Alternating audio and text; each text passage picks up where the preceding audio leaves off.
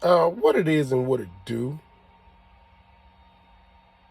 Boss here.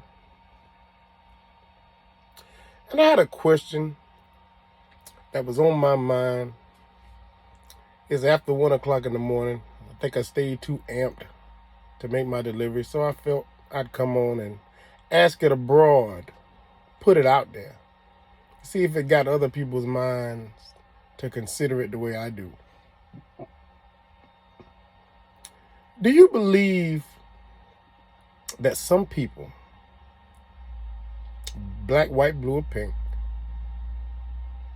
merely don't put forth the effort to gain, gather, and achieve, accomplish, set out to do more, to do better, because they don't think it's worth it in the end? Like they know this whole thing we call life is going to end, so like why bother going through the rigmarole, go through the ups and downs of having a life more abundant, because it's all going to be over at some point?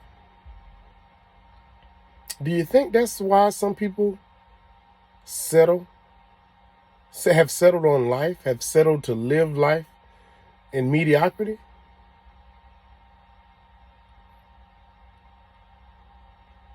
I mean, there's nothing that you can dwell on for too long, but I mean, it's just a question of, just seeing people just barely make it, just barely get by, just do the bare minimum. And it's like, how come? How come you do that? How can you do that? And what is the thinking of anybody who does? You know what I'm saying? You don't even know what I'm saying. In all actuality, do you just really see people that just believe day to day, minute to minute, hour to hour, there's no reason to put forth any more effort to have anything or to do anything that puts them out of their way, even if it means they have the most small, minuscule living conditions, and in turn, life. I wonder about that. It kind of bothers me to a degree. But I can't, for one, because I can't be that way and I can't live that way. I guess it just, plays on my mind a little bit. Like, just how could you do that? Why would you do that? I mean, they'll praise anything that you do. They'll applaud any accomplishments that you achieve, but they're not going for that. They're not trying to reach that next level or plateau.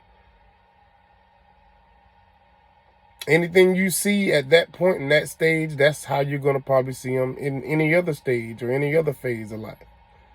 And it's just like, how can you do that? How can you do that to yourself? How can you do that with your gift, the gift of life, the gift that you wake up to every day? How can you not put forth as much effort to make it the most and the best every chance you get, every time you get it?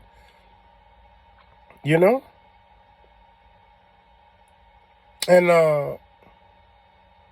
I know, people say, hey, well, you can't take it with you, so what's the point in, doing all of that or having all of this? But hell, did you see the little clip that Denzel did in some interview?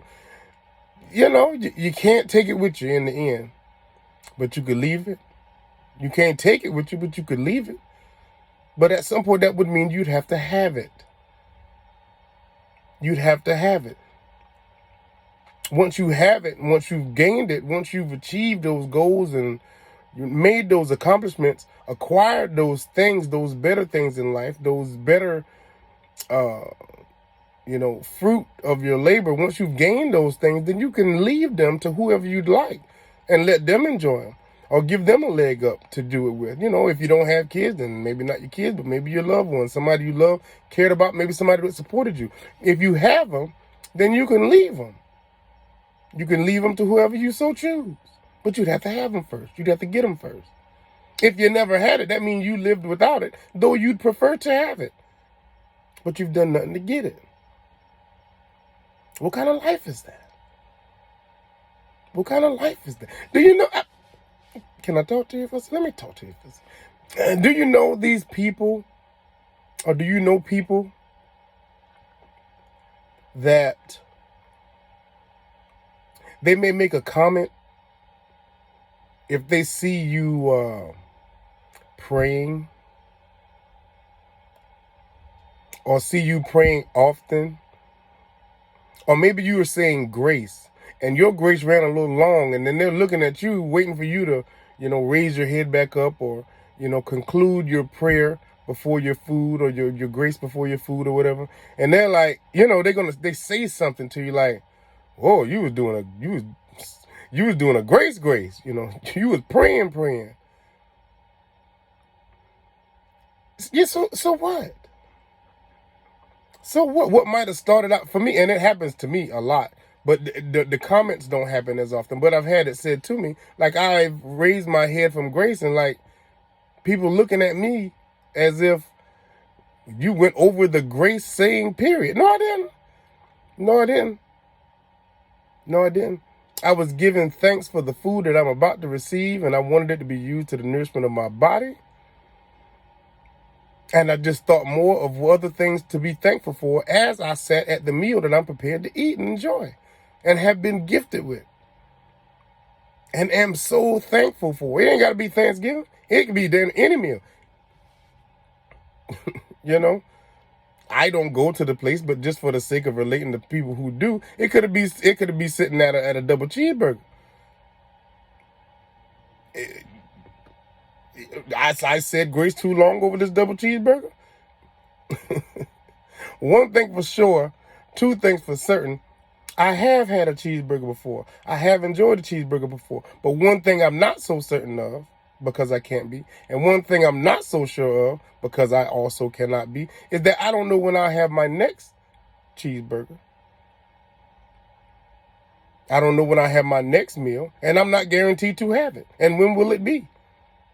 Later today? Tomorrow? Who knows?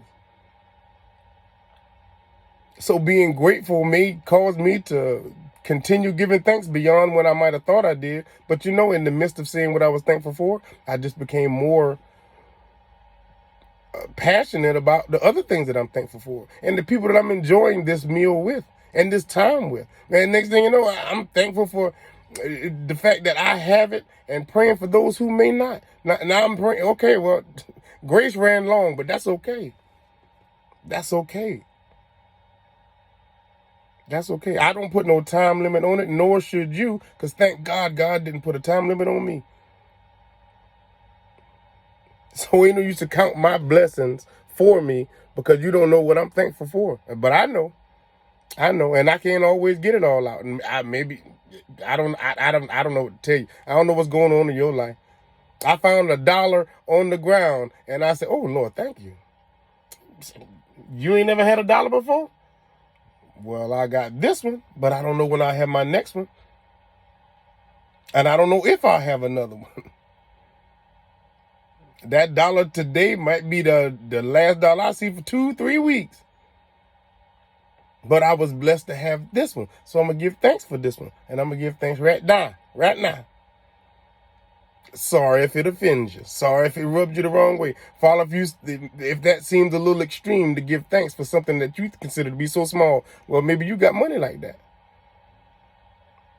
I don't know. I don't know what to tell you. But I'm not going to get offended by the fact that you respond that way or that anybody responds that way. I just know that I appreciate life and I know who to give thanks to. And I'm going to do that.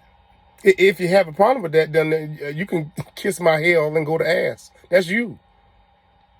If you felt the need to vocalize your opinion, well, I feel equally as compelled to give God my thanks and vocalize that to him out loud, in private, in silence, but anytime and every time.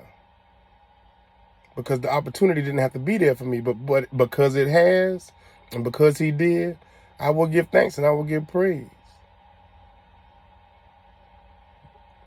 And as far as I'm concerned, so should you. Boss here.